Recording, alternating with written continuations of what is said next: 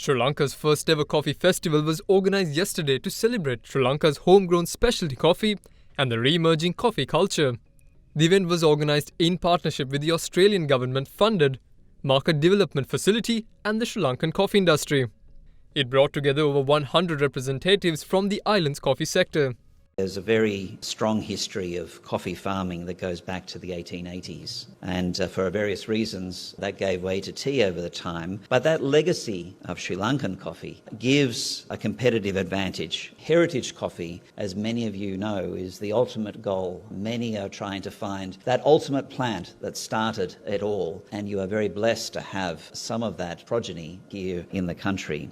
We are very keen to support this sector because we see it as having very important inclusive benefits to rural communities, smallholder coffee farmers and also backyard farmers, many of whom are women. We are also a coffee enjoying nation and we have a consumer market worth US $2 billion.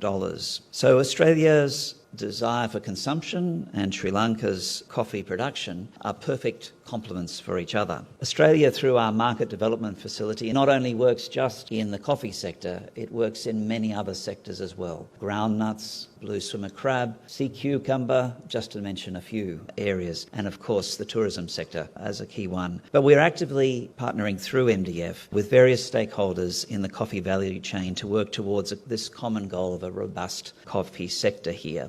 In the meantime, an Australian expert shared insights on sensory analysis on Sri Lankan coffee and the opportunities in the international arena that the country can exploit.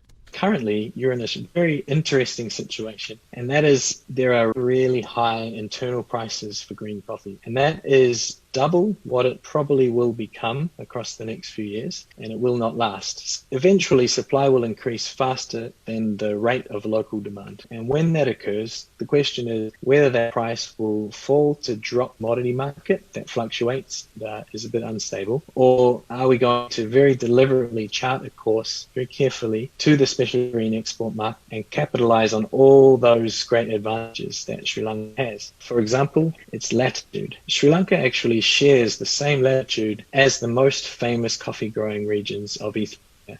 And the coffees grown there command some of the highest premiums on a regular market. Sri Lanka also hosts altitudes that work with those latitudes to create a perfect microclimate for growing specific species that turn into some of the greatest high quality coffees in the world. So these are considerations that we all need to be aware of when we're choosing which varieties to plant in nurseries to proliferate, and how we approach the marketing of Sri Lanka long term.